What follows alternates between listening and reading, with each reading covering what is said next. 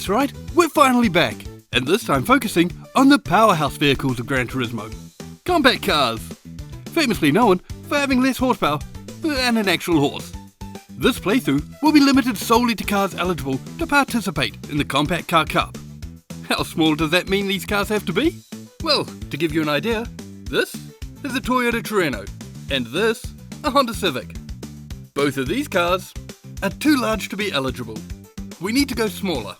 So here are just a few of the cars that we will be able to use. It's vehicles like these that'll be carrying us through the following events.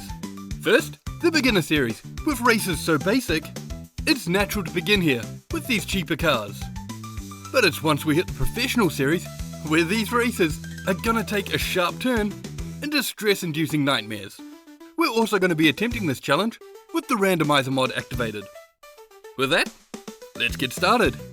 I really want to start strong, portraying just how amazing these compact cars can be. For that, we're skipping the traditional Sunday Cup starting point. In fact, we're skipping the entire beginner series, diving right into our first professional event, the Clubman Cup. A strong start, which requires an equally strong vehicle. In my mind, there's only one choice.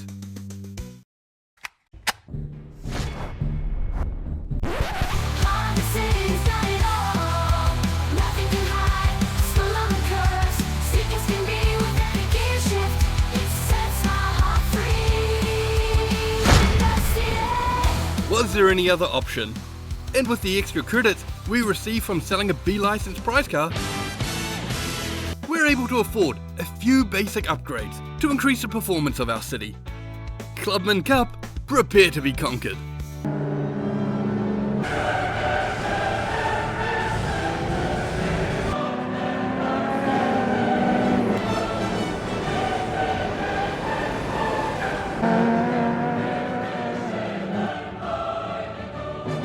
Well, that's certainly embarrassing.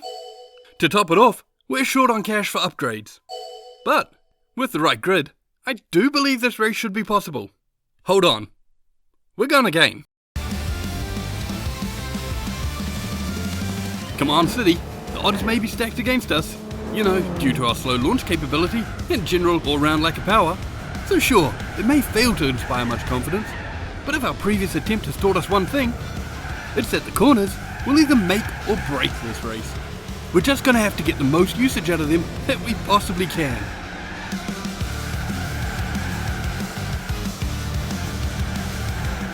That's the first couple of opponents down, with the remaining grid promisingly grouped a lot closer together than the previous run.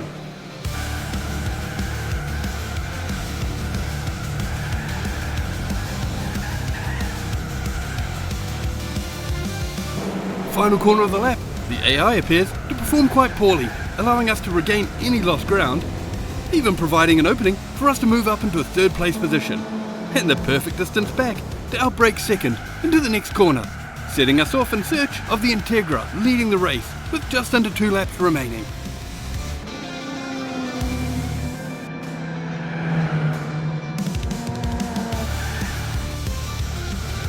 Final lap, and we have made little to no progress on first place.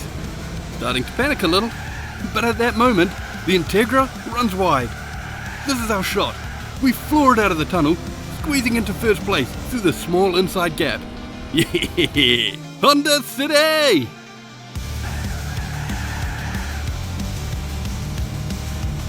Not much further to go now. That Integra is desperately looking to regain first though, as it easily catches up on the straight, forcing the city to resort to the age-old strategy of relentlessly blocking. Our opponent eventually runs out of opportunities, and we cross the line, claiming our first race of the run.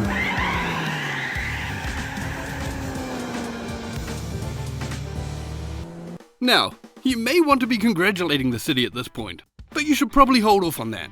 You see, while the city did win at Deep Forest, the other tracks in the series had longer straight sections where it was just not competitive.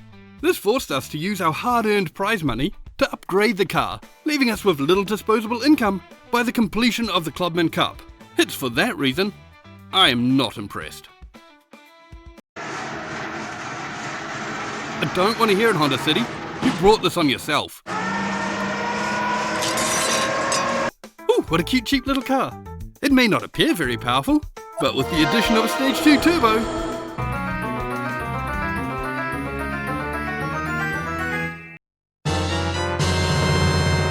it's still shit. I have so little faith in this car that we're only going to use it to knock the Sunday Cup off the list.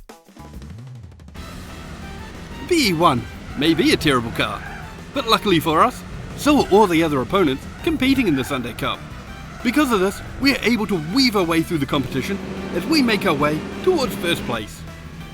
One car left, and no doubts that we're going to win this event as we squeeze our way into the lead. Coming onto the final straight, and the Nissan BE1 is making a pit stop. No, I'm bloody not. Hey! With the Sunday Cup complete, we also buy an old 80s Civic and knock out the FF Cup while we're at it.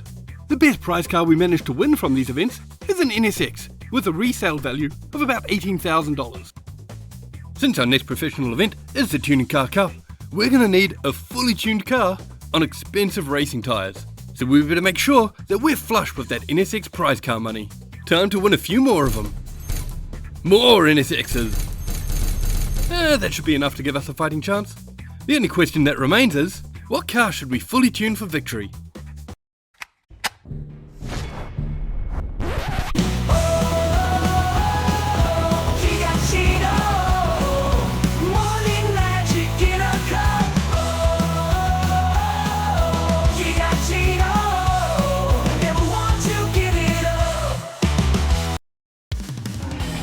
Here it goes, the Suzuki Cappuccino. It lacks the power of its competitors, but it's light, and we can compensate for the low power by using a ton of nitrous. Now I expected the car to have quite exceptional handling, but I was still blown away by just how nimble this car turned out to be, effortlessly weaving between cars and completing corners with the accelerator still firmly planted to the floor. It's no wonder that this car has become such an icon. A few corners in, and we're already in the third place podium spot, with our accelerator pedal still engaged through the corner. That RX-7 in front was about to learn that his time in second place was coming to an end. Now we're just down to the final S2000 before we can claim the lead and knock this championship off the list. Unfortunately, to keep up, it wasn't just the accelerator we were holding down. We have also been consistently firing a stream of nitrous into the engine to mitigate our lack of power. While this makes us competitive, if it runs out before the race comes to a close, our chances are gonna disappear along with it. Whoop, can't sneak through there. Perhaps we can, with the power of nitrous granting us the lead. Around we go into the final corner before arriving on the long final straight. Our nitrous levels are already approaching halfway gone, but instead of saving it, we're gonna expend even more, launching ourselves down the straight to build up a nice big lead. It achieved nothing. Now, we're really going to need to ration our nitrous if we're going to have enough left for the final straight. But no matter how hard I tried to minimize the usage, with our lead constantly being threatened, we end up only a single bar remaining by the time the final straight rolls around. Right, time to use the last remaining fumes, trying to get the Cappuccino up to speed. But as the acceleration suddenly drops off, we realize it's all gone. Our rivals are gonna overtake us soon, so it's time to show that we can accept this loss with dignity.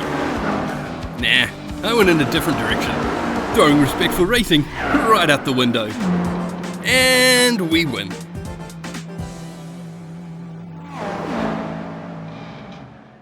That's the Tuning Car Cup, done and dusted. Now, if you don't want the Cappuccino to suffer the same fate as the City, then it's probably in your best interest to drop a like on the video. All done? Good. I need to decompress after that. I calmed down by slaughtering my way through a few more beginner events. Sadly, all the reward cards received were cheap garbage. So once again, we're forced to start an NSX dealership. Our next target in the professional series is the naturally aspirated championship. That means we can't slap on a turbo or supercharger to overcome our small car's limitations, forcing us to rely solely on the tiny engine's ability to make power.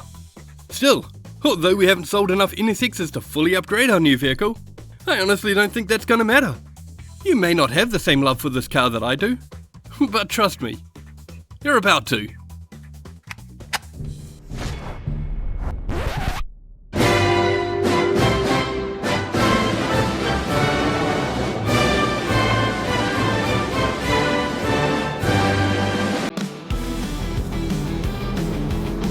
Lotus Elan has so much going for it. For starters, it pumps out a decent amount of power for a tiny old car. It's very light and nimble, but most importantly, far above anything else, it's got pop-up headlights. It wasn't nimble enough to sneak on the inside of that Corvette without contact, but attempt to, and we're past.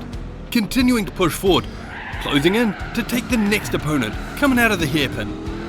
That gets us a podium spot, and pretty early in the race. But we got our work cut out for us to catch the two leading cars as they've pulled quite far ahead of the rest of the pack. We catch the BMW in second in the tunnel at the end of the lap and make our move. Let's stay a bit wide so we don't get hit. Oh, too wide. That's put us back to third and wasted our opportunity. We can't afford first place to continue getting further ahead. That gap needs to start being closed. So, we have to claim second place. And quick. We're close enough to the BMW to try something. But the big question is, where's the right spot? As we come to the end of the small straight, we decide it's safe to sneak through on the inside. We were wrong.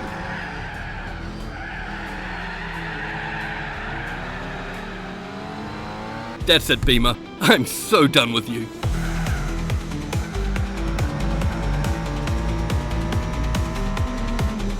Here we go. That's second. Finally, one car left.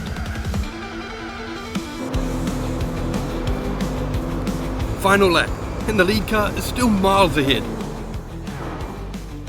It's not till the hairpin that we manage to close the distance, finding out that our tiny little Lotus Elan is up against a Zonda.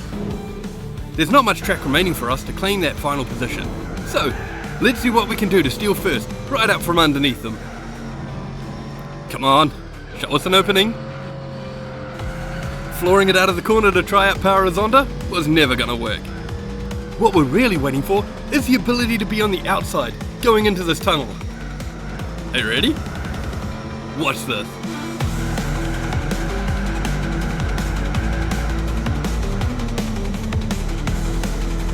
First place is ours, and with no opportunity for him to respond, we claim victory over the naturally aspirated cup.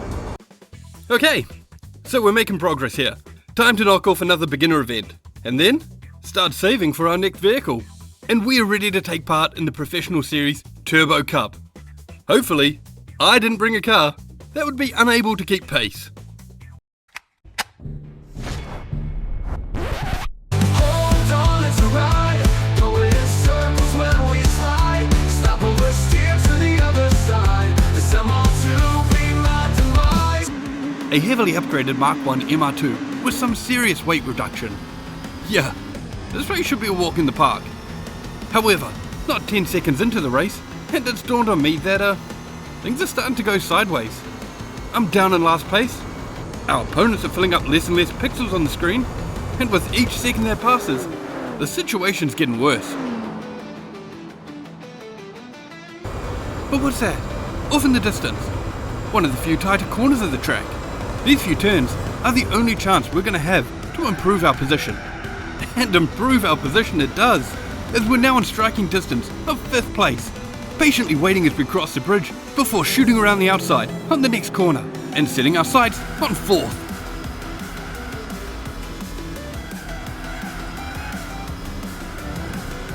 Finally, I've caught up to you, Skyline, and now that I'm in your slipstream, there's no way you can escape me.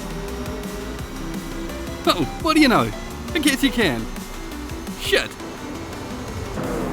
Final corner, and we have to lose a ton of momentum in order to prevent our car from becoming one with the Skyline. But a quick press of the accelerator, and the MR2 jumps straight into life, not only taking the Skyline, but the Lancia in 3rd, and pulling right up behind the WRX in 2nd. Oh, come on! Okay, at this point, I'm convinced that slipstream is a myth. But hey, at least we've made it to a podium spot. Back to 4th. Well, at least we've made some progress. Oh, come on! Okay, all hope is not lost.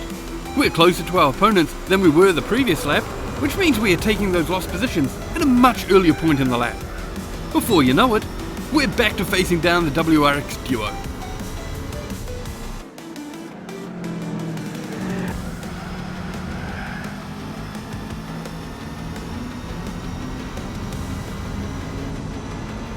The MR2's power fails us again as we fail to complete the overtake.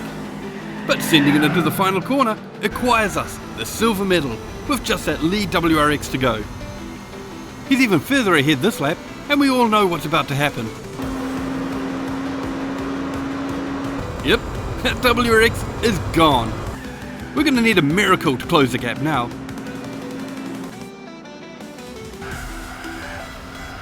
Oh hey, what do you know? A miracle. A large grin appears on my face as I watch the WRX overshoot the corner, flying off the track as we happily shoot by on the inside, moving our way into first place. Oh, you goddamn bull-running son of a bitch. Get back here. We got one last corner left to get in front. So, let's just push him out of the way. Perfect. Now we've created a nice open space to pass safely, entering the lead and blocking our way to victory. With that, the Turbo Cup has been completed. There is no way I'm crushing this MR2 after such an outstanding performance. It really deserves a reward. But since we don't have the budget, too bad, it gets nothing. And we're moving on to the next professional event, the Boxer Cup. These races are up against RUF and Subarus, all of which are too large for us to actually use ourselves. There are a couple of alternative vehicles which will fit our size criteria though. We've chosen the one with the best chance of bringing us a victory. My sports 800's got me wishing you were here.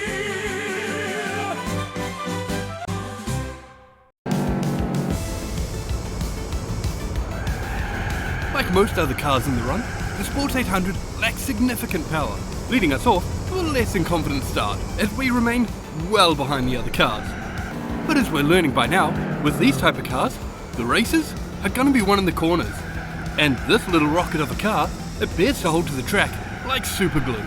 That's our first position taken, with many tight corners remaining before the end of the first lap. Closing the next gap, we're about to badly aim for a small inside gap in an attempt to make our way into fourth place. Not exactly contact free, also not successful, as our opponent ducks to the inside, reclaiming the position before our second, more successful attempt finally gets us the position for good. Now we're forced into a heartbreaking situation as we find ourselves compelled into finding a way to steal third place from a white bug-eyed WRX, a car sculpted by God himself. Sadly, this doesn't prove too difficult, as the incredible turning ability of the Sports 800 allows us to use an inside line to rip that position away, entering the straight while maintaining enough speed to retain the position till the corners return. 2 WRXs left, and still more than one lap remaining puts us in a good position as we can settle in behind the first gen, waiting for the right moment to sneak past. That's our opening. Past we go, and into second, beginning our chase for the final position. We're in a similar situation to our previous lap battle with the white WRX. All we have to do is simply repeat the same maneuver. This time, however, the overtake goes less than smoothly. And while you might think that I was the cause of the issue, I can assure you that our opponent is actually the one at fault. How, I hear you asking? Well, that I can easily explain. Heading down towards the start line, some smug Subarus think they deserve to be in the lead as they fly past on the outside, relegating us back to a third place position.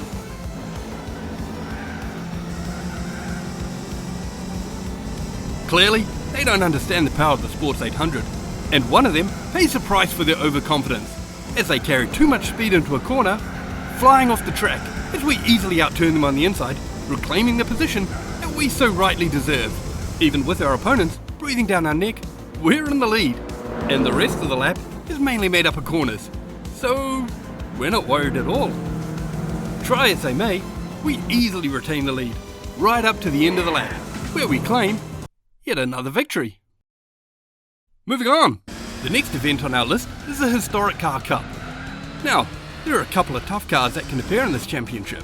By picking a 1968 Nissan Fairlady 2000 as our car, the championship still goes off without a hitch. The only track that proves to be a challenge is the ring, as the nitrous does not last long enough for us to reach the end of the track. But by getting in front and not leaving a gap open for our opponent, we're able to save our nitrous until the final straight, holding onto the lead and knocking off yet another championship. So far, we've been making phenomenal progress. At this point, we're going to get rid of all the easy championships. That means you sports trucks.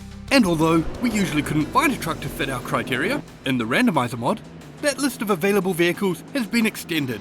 So with that, the Daihatsu Midget takes to the field.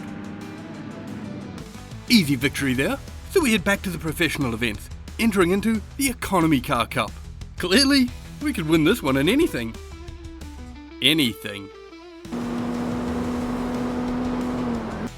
Done and dusted. After that, we drop down further to the Supercar Festival.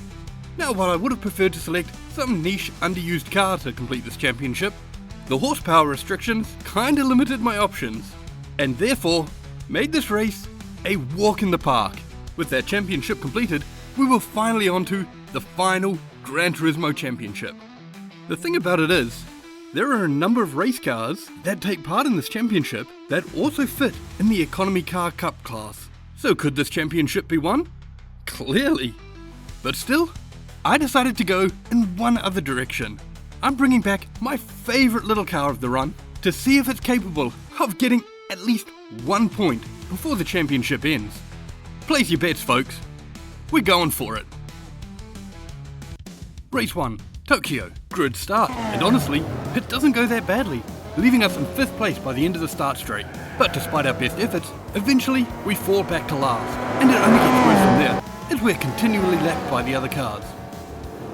Eventually, the organisers take pity on us, ending the race with us 2 laps down. Race 2, a giant oval. You gotta give me credit for even just trying this. No, last place. Race 3, Hong Kong. This is where I thought my best chances lay, but by being a rolling start, we're robbed of our ability to take an initial position. We managed to stay close, but unfortunately our tyres wear quicker than our opposition's, and eventually any potential of claiming a position vanish into the distance. Last place. Race 4, Seoul. Lots of straights. Last place. Race 5, El Capitan. Grid start. Beneficial. And as soon as the race begins, we manage once again to claim a few positions, even making our way up into 4th place. To further improve this miracle, it's soon after that we begin to challenge both 3rd and 2nd for their positions. We take 3rd in a high-speed corner, before outbraking 2nd into the hairpin. The 2 chaparrals, the cars we're most likely to beat, are now behind us. By some miracle, we've found ourselves in 2nd place. And we hold that position right up to the end of lap 2, where we can no longer hold back our opponent, as 2nd place is taken and we fall down to 3rd. We hold on to that position right up to the end of our current lap, but our lack of speed on the long straight allows 4th to easily close the gap, only allowing us to retain our current position due to the lack of spatial awareness. This little dance continues for the next few laps, until we are forced to make a decision. With our tyres starting to fade, do we try and push for a no pit stop run? Or do we take a hit by pitting and make it back by switching to a fresh set of tyres earlier than our opponents? Pitting is the decision we end up going with. We fall back to 6th, hoping to retake those positions once the other cars have their turn in the pits. End of lap 8, and the Gillette has just finished his pit stop. But we weren't quite fast enough, and he pulls out in front, with a guarantee that it will vanish off into the distance once that final straight appears. This means all our hopes rest on beating one of the 2 chaparrals out of the pits. But wait, the Gillette isn't that far ahead. Pushing the Elan to its limits, we managed to keep a very close distance before outbraking it into the hairpin and claiming 5th place. How long we can hold that position for is unknown, but with only a few laps remaining, those chaparrals have to pit soon. The Gillette once again wastes its opportunity to overtake us on the long straight, giving us a decent speed boost. Not long after, 1st place appears behind us. This is his final lap, so if he gets in front of us before the end of this lap, then the race will come to a close. Disaster. Neither of the chaparrals have decided to pit for the whole race. This puts all our hopes on holding out the Gillette while allowing 1st place to overtake us both. By some miracle, that plan actually goes as intended, and we claim an outstanding 5th place. Elan, you have absolutely blown me away. but you didn't win.